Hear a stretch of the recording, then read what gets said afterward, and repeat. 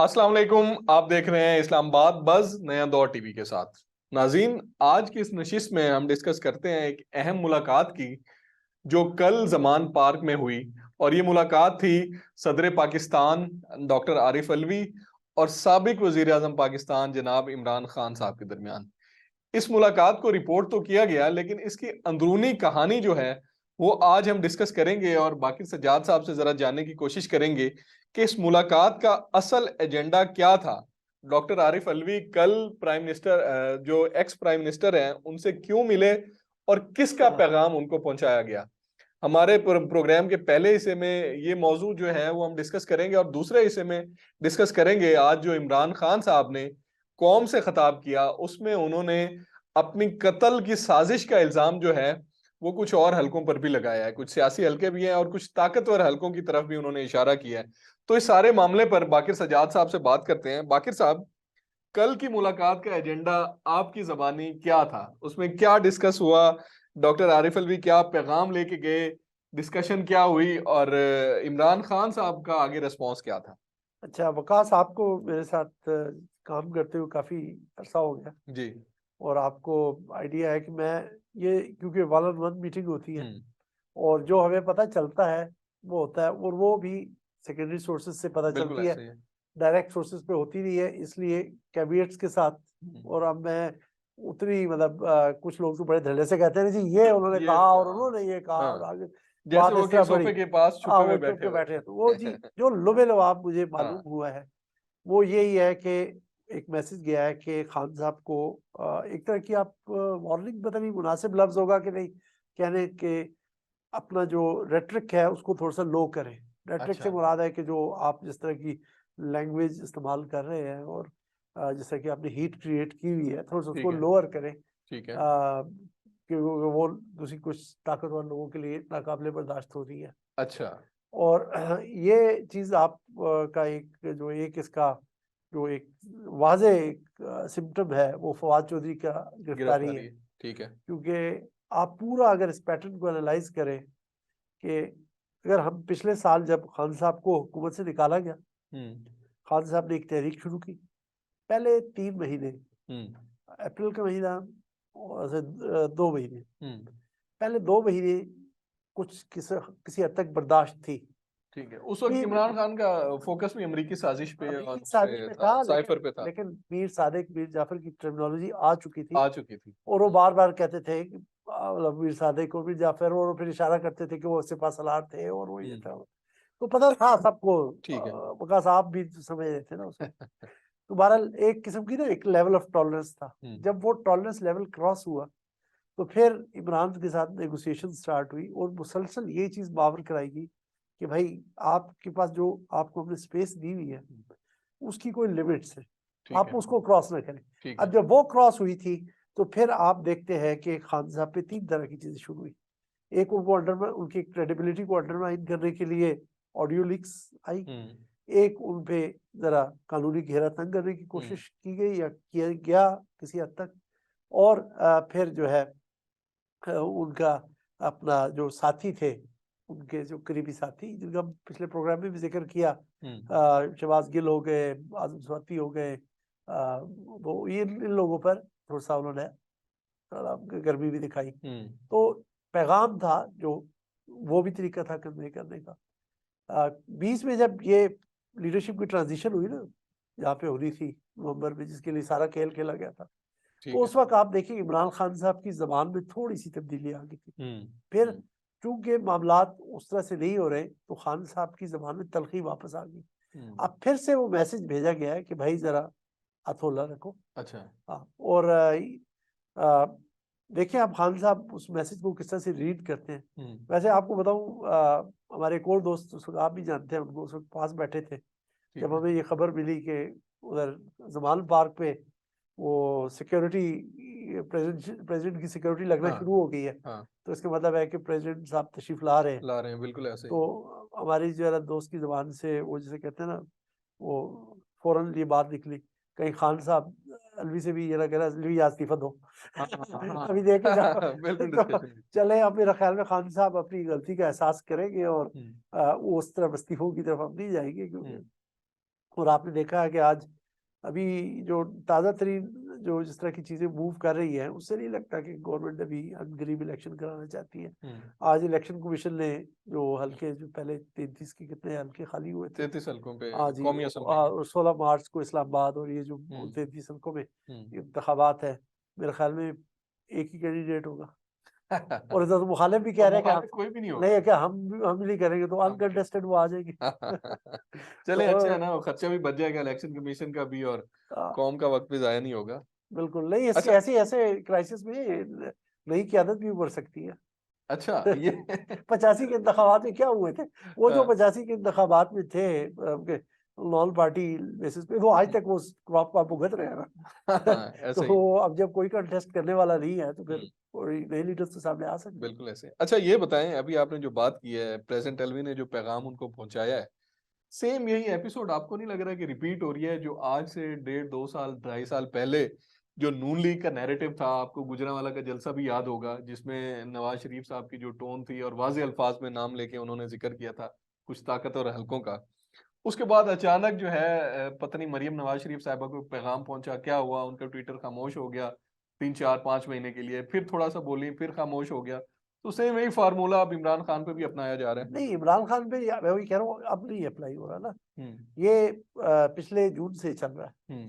जब खान साहब ने ज्यादा फ्रंट फुट पे खेलना शुरू किया था, उनका वो जो एक किस्म का नाकाम लॉन्ग मार्च था, उसके बाद उन्होंने बिल्कुल कैटेगोरिकली आके नाम लेने शुरू कर दिए थे ना, बिल्कुल वो मुस्लिम XYZ और वो फलाना ढमकाने वो सारे आना शुरू हो गए थे कैरेक्टर्स के जी, वो इन्फ्लुएंस कर रहे हैं पंजाब के बाई इलेक्शंस पे। बाद में डर्टी हैरी का कैरेक्टर आ गया और फिर सारा कुछ होता गया।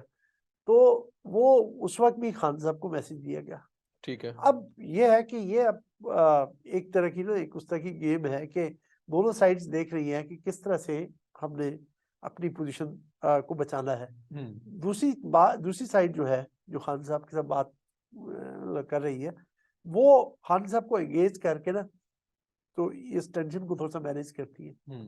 खान साहब अब ये देख रहे हैं कि मैं इस बातचीत के दौरान किस तरह का बयानिया रखूं ताकि ये सिलसिला टूटे भी नहीं, क्योंकि खान साहब अल्टीमेटली अगरचे इतनी अवामी मकबूलियत और पजीराई के बावजूद बिल आखिर उस उन्हीं हल्कों की तरफ देख रहे हैं ना, बिल्कुल कि वो आपको वही लाए हैं उनको, ये अर्ली भी पता है इलेक्शन, उनको। अब लाने ना लाने की बात नहीं है कि अर्ली इलेक्शंस कराए और PTI के रास्ते में रुकावट ना बने, खान साहब के रास्ते में रुकावट ना बने उनकी वापसी के। तो ये चीजें तो वो खान साहब पॉलिटिशियन से ज्यादा उनसे एक्सपेक्ट कर रहे हैं। अच्छा। तो खान साहब इसमें जिसे कहते हैं ना कि आप अपना एक प्रेशर रखते हैं कि दूसरी साइड को मजबूर करने पे कि आपकी बात माने। अब वो ये बात होता है कि आप प्रेशर इस हद तक भी न डाल दें कि वो चीज टूट जाए। अब वो पता नहीं बैलेंस खान साहब स्ट्राइक कर पा रहे हैं या नहीं कर पा रहे हैं, लेकिन ये बात है कि खान साहब के लिए जिस तरह का रखा हुआ है रवैया, उससे दूसरी साइड एटलीस्ट मजबूर हो जाती है कि बार बार खान साहब को अप्रोच करें।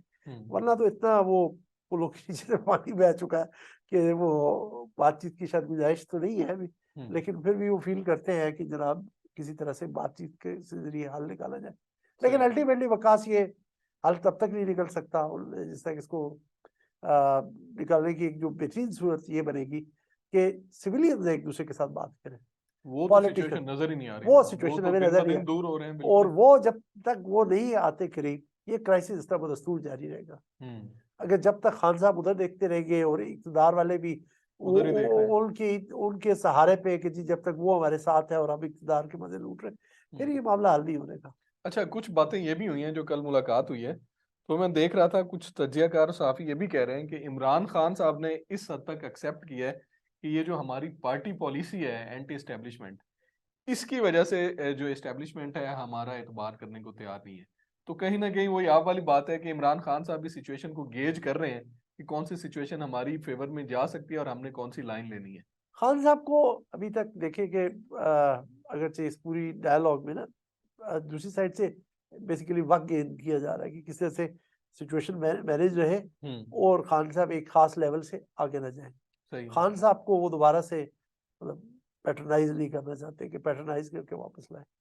खान साहब को बहरहाल उम्मीद लगी रहती है कि शायद हालात बेहतर हो जाए, तो वो एक तो उधर से वो क्राइसिस मैनेज करने की कोशिश करते हैं। खान साहब वही जो अपना इक्विलिब्रियम ढूंढने की कोशिश में है, हाँ लेकिन अभी तक कहीं इक्विलिब्रियम बैठ नहीं रहा, क्योंकि उस तरफ से भी कोई सिग्नल नहीं आए खान सिग्नल साहब को, कोई ऐसा सिग्नल जिसपे खान साहब जिसको पकड़ के और इस चीज को आगे डेवलप कर सके। ठीक है। लेकिन ये है कि खान साहब के लिए अपॉर्चुनिटीज इमर्ज करेंगी और कर रही है, क्योंकि ये जो उनके कुछ लोगों का पुराना एक वो था, जैसे कहते हैं कि एक आइडिया था कि जी वो एक सांप को लाएंगे, वो फलानी स्पीड हाँ पे, पता नहीं कौन सी स्पीड पे वो तो टोटली जो है तरक्की होगी और इकोनॉमी रिवाइव होगी, और वो जिनकी कोई काम ख्याली थी वो हो गया। और बहरहाल जो इंस्टेबिलिटी की वजह से जितना भी इस वक्त मुल्क को नुकसान पहुंच रहा है, उसको बचाने का वाहिद रास्ता इस वक्त ये है कि इलेक्शंस करा दिए जाए और ये जो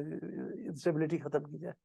अब उसके लिए वो खान साहब के साथ भी बात करेंगे, अगरचे खान साहब को उस तरह से शायद पैट्रोनाइज न करें, लेकिन खान साहब भी अपनी टर्म्स रखने की कोशिश करेंगे कि जी वो जो खास तौर पे जो केसेस के हवाले से है कि उनको उधर से कुछ रिलीफ दिया जाए।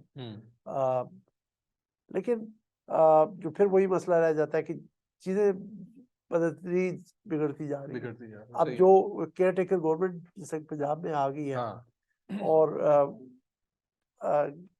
जो कंट्रोवर्शियल स्टेप्स वो ले रही है, और वो साबित कर रही है कि पीटीआई के जो खदशात थे वो दुरुस्त हैं, और इवन आज तो भी क्या उनके तहत इलेक्शंस काबिल कबूल होंगे, किस हद तक उनकी ऑथेंटिसिटी होगी। अच्छा बाकिर भाई, मेरा आखिरी क्वेश्चन आपसे ये है कि अभी थोड़ी देर पहले जो इमरान खान साहब ने कौम से खिताब किया है वो उसमें रोजाना करते हैं, वो रोजाना करते हैं, लेकिन आज पहले टिकर चल रहे थे कि इमरान खान साहब कौम से खिताब करेंगे ठीक 5 वो बजे। तो उनकी जो अपना मीडिया टीम है उसकी हाँ कारनामा है कि उनका क्या नाम वो, वरना तो खान साहब मुझे नहीं याद है किस है कब कौन ना से किया हो। रकम नहीं किया उन्होंने, कौन से बता। अच्छा वैसे उनकी एनर्जी जो है ना, ये आपको हाँ, माननी दाद देनी पड़ेगी, चाहिए, छुट्टी नहीं करते। छुट्टी नहीं करते, काम करते हैं जी ऐसे ही वो है, बारिश है, मौसम खराब है, कुछ भी है, हाँ, वो आवाम के सामने आवाम के सामने है। मौजूद इतना तो प्राइम मिनिस्टर होते हुए नहीं होते थे है। जितना आजकल आ बिल्कुल। रहे हैं।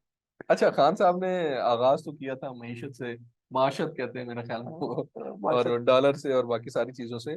दरम्यान में बड़ी इंपॉर्टेंट बात उन्होंने की है, उन्होंने आज रिवील किया है इतने महीने बाद कि मेरी जो कत्ल की साजिश हुई है उसमें साबिक सदर आसिफ जरदारी साहब पूरी तरह से इन्वॉल्व है। और इवन उन्होंने ये भी बताया कि उन्होंने दहशतगर्दों को ट्रेन करने के लिए पैसा भी दिया है मेरे खिलाफ।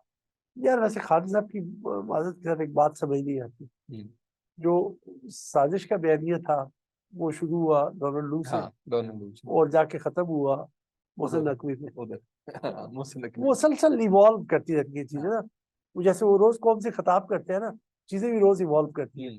वो शायद शाम को बैठते हैं तो फिर दोबारा से सोचते हैं कौन कौन इसमें इन्वॉल्व था। वो हालात के मुताबिक उसको कर लेते हैं हाँ, वो हालात में ना। तो ये जो कत्ल की साजिश भी है, वो नो डाउट उन पे कत्ल से अटेम्प्ट हुई है, अल्लाह ने उनको बचा लिया। लेकिन या तो वो प्रीमेच्योरली स्टेटमेंट दे देते हैं जी, प्रीमेच्योरली जाके फलां को भी एक्यूज कर दिया, फलां को भी एक्यूज कर दिया, फिर बाद में उनको बताना पड़ता है कि नहीं अच्छा यार ये लोग थे। आप पहले तस्दीक कर लें कि कौन कौन इन्वॉल्व था। एक वाकया हो गया, सबको पता है एक वाकया हुआ, लेकिन उसमें इन्वॉल्व कौन है, फिर आप अगर उसके बाद फिंगर पॉइंटिंग करेंगे तो उनकी क्रेडिबिलिटी रहेगी। अगर आप इस सब मुसलसल ब्लेम शिफ्ट करते रहेंगे, भले से आप सही किरदारों पे उंगली उठा रहे हैं, फिर लोग क्वेश्चन करेंगे, हाँ और फिर मैं और आप भी फिर देखेंगे यार ये तो मुसलसल एक एवोल्यूशन का अमल है। हाँ वो खान हालात साहब अब न जाने शाम को उन्होंने क्या सोचा था और फिर सुबह वो इल्जाम उसी के हिसाब से होगा। हाँ लेकिन जो विक्टिम होता है उसको हर तरह के वो जैसे कहते हैं ना खदशात आते रहते हैं, शक आते रहते हैं। तो ये मेरा ख्याल में खान साहब भी इस फेज से गुजर रहे हैं। अब वो हर तरह की चीजें सोचते हाँ रहते जाहिर हैं। है वो अब जब देखे ना, हुकूमत को गिरती हुई देखी तो फिर डोनाल्ड लू से शुरू हुए, मैं मीर जाफर, एग्जैक्टली इसी मीर पे साबिर। एक्स देना हाँ, और देना वो चाह रहा था अब वो कि ये वो कत्ल फाइनल। की साजिश हाँ राना सनाउल्लाह और शहबाज शरीफ से शुरू होती हुई हाँ सदर आसिफ जरदारी पे। हाँ सदर आसिफ साहब का, जरदारी पे और दूसरी यार ऐसे साइड। ये बताओ कभी समझ नहीं है साहब का सदर अब भूल गया, नहीं वो तो बिलावल भुट्टो साहब भी कहते हैं सदर आसिफ जरदारी, अपने वालिद साहब को ये कहते हैं तो साहब। क्या प्राइम मिनिस्टर इमरान खान भी परवेज बन सकते नहीं, वजीर आजम के साथ साहब का लाजमी लग जाता है, हैं? वो फौरन ही लग जाता है। अच्छा, बहुत शुक्रिया बाकिर साहब, उम्मीद है आपको आज का प्रोग्राम पसंद आया होगा, अपनी राय से जरूर आगाह कीजिएगा। अगले प्रोग्राम तक के लिए इजाजत दीजिए, अल्लाह हाफ़िज़।